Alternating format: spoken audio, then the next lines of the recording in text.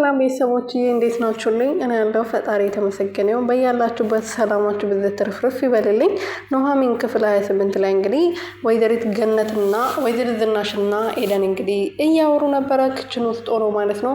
ሀምራንን አግኝቼ ነበረና ኑሃሚንና ናሆሚ ምን ላይ ናቸው ብላ ጠይቃኝ ነበር። እትዬ ምን ብዬ ልመልስላት ስትላት ዝናሽ ደግሞ ጥልቅ ደስ የሚል ፍቅር ውስጥ ናቸው ብለሽ መልሽላት። ሳይሆኑ እትዬ እንዴት ነው ፍቅር ውስጥ ናቸው ብዬ የምነግራት ብላ ስትጠይቅ አያገባሽም፣ አንቺ እኔ ያልኩሽን ብቻ የማድረግ ስራ ነው እንጂ የመጠየቅ መብት የለሽም ብላ መልሳላት ነበረ።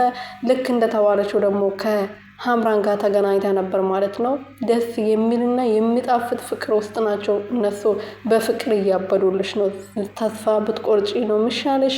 ከነሱ ጋር ከዚህ በኋላ ከሱ ጋር የመሆን እድል የለሽም ብላ ከተናገረች በኋላ ሀምራን በጣም ተናዳ ከዚህ በኋላ እነሱን የመሰለል ስራ ትሰሪልኛለሽ ብላት ነበር የተለያየችው። ኤደንም ደግሞ ብር አምጪ፣ ቀብድ መጀመሪያ ያስፈልጋኛል ብላት ነበረ። እሺ ያመጣልሻለሁ ብላ ነበረ ከአጠገቧ ሄደችው ማለት ነው። ቀብዱን ደግሞ ለማምጣት ተስማምታለች። ኤርሚያስ እንግዲህ ኑሃሚን አግቷታል። በግድ መኪና ውስጥ አስገብቶ ነይ ካላወራም ብሎ ከሰፈር ልክ ሱቅ ስትወጣ ነበረ ይዟት ወደ የሆነ ጫካ በፊት አንድ ላይ ሲሄዱ ስናኑበት የነበረው ቦታ ጋር ወስዶ እንዴት እዚህ ቦታ ከኔ ጋር ስንት ነገር ያሳለፍንበት ቦታ ላይ ትላንት ያወቅሽው ልጅ ናሆሜን ይዘሽው እዚህ ትመጫለሽ? ከዚህ በፊት ናሆሜን ይዘሽው እዚህ ስትመጪ አይትሽ ነበረ። በአንዴ እንደዚህ እንዴት ፍቅሬ ከልብሽ ወጣ? መጀመሪያ ማታፈቅሪኝም ነበር ማለት ነው ወይም ደግሞ ላረኩልሽ ነገር እንደ ውለታ ነበር የቀረብሽኝ እንጂ እኔን አፍቅረሽ አልነበረም ብሎ ሲያናግራት፣ አንተ ማትራባ ባለጌ፣ እኔ እንዴት ነው እንደዛ አይነት ሴት እመስላለሁ ስታይኝ ብላ እንግዲህ በጥፊ አጮለዋለች ማለት ነው። ኑሃሚዬ ደግሞ በጥፊና በድብደባ አንገት በማነቅ አትታማም ማለት ነውና ኤርሚንም ደግሞ በጥፊ አጋጭታው ነበረና ከዚህ በኋላ አንተ ማትራባ ልክስክስ አጠገቤ እንዳትደርስ፣ ናሆምንም የቀረብሽው ለገንዘብ ነው ማለት ነው ብሎ ሲያናግራት ነው እንግዲህ በጥፊ ያጮለችው ማለት ነው። ኤርሚያስም በጣም ተናዶ ተይ እንደዚህ አታርጊ ፍቅሬ እባክሽ፣ እኔ እኮ በጣም ነው ማፈቅርሽ ብሎ እያናገራት ነበረ።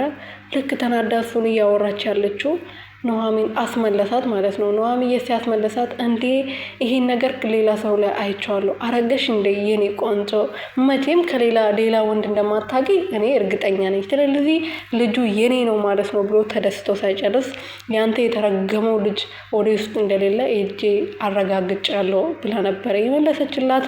ግን እንደመለሰችለት አልነበረም ማለት ነው። ብታረጋግጥም ውጤቱ እንደዛ እንዳልሆነ ብዙ ሙከራ በኋላ ወይም ደግሞ ከብዙ መጨነቅ በኋላ ኑሃሚን ያውቃለች ማለት ነው። ሀምራን እንግዲህ ለኤደን ቀብዲ ብር ተብላት ጠይቃት የነበረውን ብር አምጥታላታለች ማለት ነው። ከዚህ በኋላ ወሬ ታቀባ ብላታለች።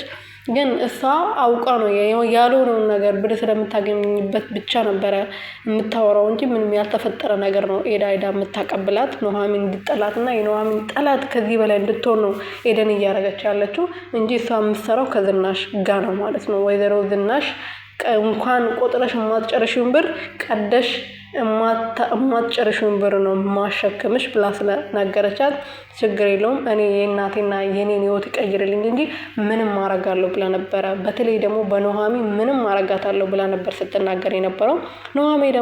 ናሆሜና ኑሃሚን ሲያወራው ነው በእንግሊዝ ጋር ኑሃሚን በጣም ግራ ተጋብታለች። በዛሬ ደግሞ ለሱ እያሰበች ነው። ፍቅር ይሁን አዝናለት ይሁን ምን እንደሆነ አልታወቃትም እስካሁን ድረስ።